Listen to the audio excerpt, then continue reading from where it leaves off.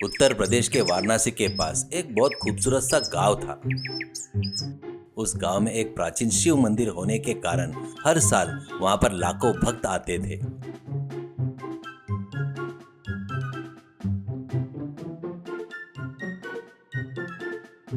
इसी के साथ ही गांव के बगल में गंगा नदी का किनारा और हरियाली होने की वजह से पर्यटकों की भीड़ बहुत रहती थी।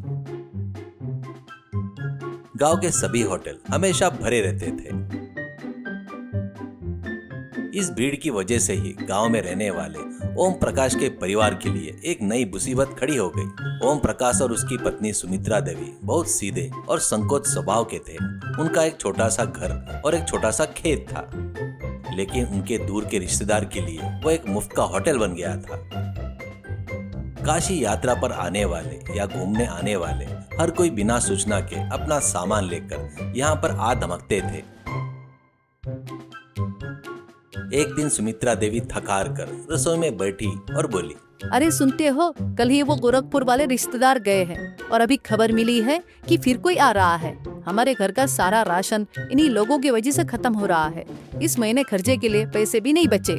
ओम प्रकाश ने ठंडी आ भरते हुए कहा, क्या कर सकते हैं सुमित्रा, घर पर आए मेहमान को भगा तो नहीं सकते ना, यह हमारे संस्कार नहीं है। जैसे तैसे तालमेल बिठा लेंगे, अपना पेट काट कर भी उन्हें खिलाना ही पड़ेगा और कोई चारा नहीं है। ऐसे ही वह परिवार रिश्तेदार की सेवा करते करते आर्थिक रूप से कमजोर होते जा रहे थे। तभी उस घर में बहू के रूप में रीटा ने कदम रखा। आने के पहले हफ्ते में ही उसने रिश्तेदारों का आक्रमण को देख लिया था। एक सुबह घर के दरवाजे पर एक ऑटो रुका। उसमें राम प्रसाद और पांडे अपना भारी सामान लेकर उतरे। राम प्रसाद, अरे देखा पांडे, होटल जाते तो दिन के 2000 खर्चा होते, या आराम से रह सकते हैं। गर्मा गर्म खाना मिलेगा और ऊपर से ये लोग कुछ भी नहीं कहेंगे। पांडे, हाँ राम प्रसाद, ओम प्रकाश बहुत भला आदमी है। हम एक हफ्ता यहीं जम जाते हैं। वैसे भी इस गांव में देखने लायक बहुत जगहें हैं, धीरे धीरे सब घूम लेंगे।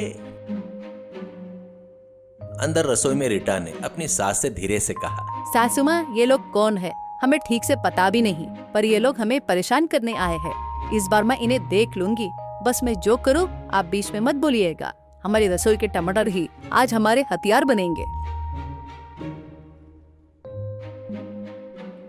पहले दिन दोपहर को राम प्रसाद और पांडे भूख के मारे डाइनिंग टेबल पर बैठे थे।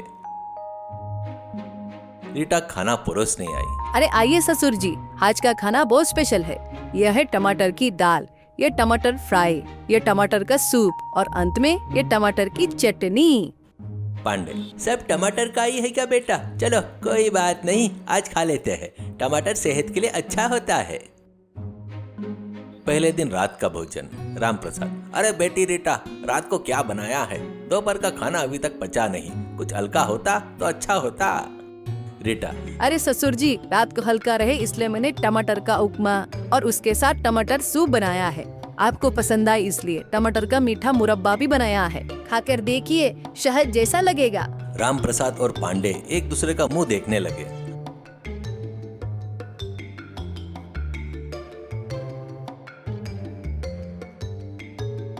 और जैसे तैसे खाकर सो गए। रात भर उन्हें सपने में लाल टमाटर दिखाई दे रहे थे। दूसरे दिन सुबह का नाश्ता। पांडे किचन की तरफ गया तो देखा कि रीटा टोकरियां भरकर टमाटर काट रही थी। यह देखकर उसकी आंखें फटी की फटी रह गई। पांडे, अरे बेटा रीटा, आज भी टमाटर? क्या मार्केट में आलू बैगन कुछ नहीं मिलता? रीटा, अरे सुनिए अंकल जी, इस बार हमारे खेत में टमाटर बहुत ज्यादा हुए हैं। मार्केट में भी दाम गिर गए हैं ना। अगर ये सड़ गए तो हमें पाप लगेगा। ऊपर से आजकल टमाटो डाइट का फैशन है देखो, इसलिए मैंने तय किया है कि अगले 15 दिन तक सिर्फ टमाटर के व्यंजन ही बनेंगे। ये देखिए, आपके लिए टमाटर डोसा और टमाटर चटनी तैयार की है। पांडे निराश होकर, अरे डोसे में भी टमाटर? खैर, अब क्या कर सकते हैं। दोपहर होते होते दोनों को टमाटर का नाम सुनते ही कपकपी छूटने लगी। वो चिढ़कर घर के बाहर बैठे थे। तभी किचन में कुकर की सीटी बजी, कुई कुई की आवाज से। उन्हें वह सिटी भी टमाटर टमाटर करके सुनाई दे रही थी। राम प्रसाद, अरे पांडे, मुझे तो अभी से उल्टी जैसा लग रहा है। कल से हमारे पेट में कितने किलो टमाटर जा चुके हैं। मुझे तो पूरी दुनिया लाल दिख रही है, लगता है आसमान भी लाल हो गया है। पांडे, हाँ राम प्रसाद, इस रीटा बिटिया को क्या कहे समझ में नहीं आ रहा है। संकोच के मारे यहाँ रुक गए, पर ये हमें टमाटर बनाकर ही छोड़ेगी। हम एक दूसरे को देख रहे तो इंसान नहीं, दो बड़े टमाटर लग रहे हैं। तभी रीता हाथ में ट्रे लेकर मुस्कुराते हुए बाहर आई। पीछे सुमित्रा देवी कटोरा लेकर आई। उसमें भी टमाटर जैसा ही कुछ पदार्थ था। रीटा, आइए, गर्मा गर्म खाना तैयार है। आज और की स्पेशल है टमाटर राइस, टमाटर और दही की चटनी, और जो आपने कभी नहीं खाई होगी, टमाटर फिश करी। सासू माँ देखिए, चाचा जी कितने चाव से खा रहे हैं। इनकी आंखों में भी टमाटर जैसे ही चमक है। पांडे घबरा कर, अरे बेटी रीटा, सच बता, तुझे टमाटर के अलावा कुछ और नहीं दिखता क्या? क्या तुम्हारे गांव में नमक मिर्च मसाला कुछ नहीं मिलता? रीटा मासूमियत से, अरे चाचा जी, जब घर में मुफ्त में टमाटर है तो बाहर पैसे क्यों बर्बाद करना? आप हमारे रिश्तेदार हैं, आपका पैसा खर्च करवाना हमें अच्छा नहीं लगता।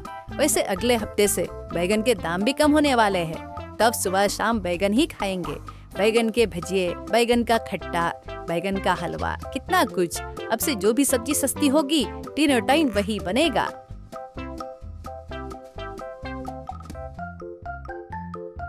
राम प्रसाद झटके से बिस्तर से उठा। उसकी आंखें डर से बड़ी हो गई।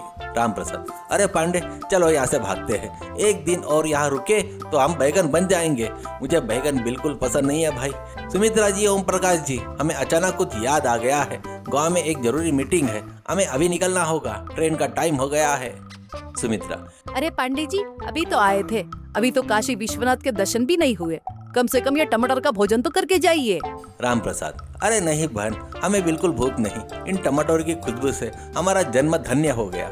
एक और टमाटर खाया तो हम यहीं ढेर हो जाएंगे। हम चलते हैं।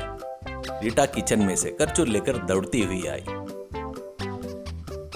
अरे रुकिए रुकिए, खाली हाथ कैसे जाएंगे? मैंने आप दोनों के लिए 10-10 किलो टमाटर पैक कर दिए हैं।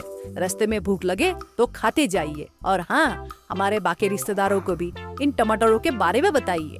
इतना सुनना ही था कि दोनों अतिथि अपना सामान कंधे पर लाद कर पीछे मुड़े बिना देखे सपाट भागकर खड़े हुए। गांव वाले उन्हें ताजुब से देख रहे थे। खेत से लौट रहे ओम प्रकाश और उसका बेटा हंसी रोक नहीं पाए।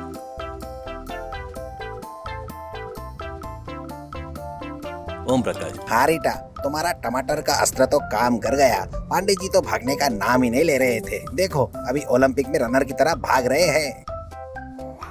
हाँ पिताजी, अपने गांव में पुण्यस्त्र का नाम बताकर यहाँ हमको आकर परेशान करते हैं ना। रीटा ने उन्हें बहुत अच्छा सबक सिखाया। हमारे संकोच का ही ये लोग फायदा उठा रहे थे, पर तुमने मस्त सबक सिखाया। सुमित्रा, सच में रीटा, मैं तो पहले डर गई थी, पर तुमने बोला वैसे ही आगे वाले अपनों को इस्तेमाल करने का मौका नहीं देना चाहिए। अपनी अच्छाई को अपनी कमजोरी नहीं समझने देना चाहिए। रीटा, सासू माँ, रिश्तेदार खुशियाँ बांटने के लिए आना चाहिए, पर अपने को आर्थिक और मानसिक रूप से हानि पहुँचाने के लिए नहीं। अब वो पूरे गांव में कहेंगे कि उस घर पर मत जाना, वहाँ पर सिर्फ टमाटर खिलाकर इंसान को टमाटर बना देते हैं। अब हमारे घर में शांति रहेगी। सब खिलखिलाकर हंस पड़े। वो परिवार अभी सुखी थे। अब उस घर में जो भी रिश्तेदार आता, रीटा बस एक बार टमाटर का नाम लेती और मेहमान तुरंत वापसी की टिकट कटा लेते। गांव में अब ओम प्रकाश का घर टमाटर किला के नाम से मशहूर हो गया था। कोई भी बगैर पूछे पैर रखने की हिम्मत नहीं करते थे। सीख, बुद्धि और चतुराई से किसी भी कठिनाई का समाधान हंसी मजाक से निकाला जा सकता है। संकोच अच्छा है, पर उसे अपनी कमजोरी नहीं बनने देनी चाहिए। अपनी सीमाओं का सम्मान करना जरूरी है।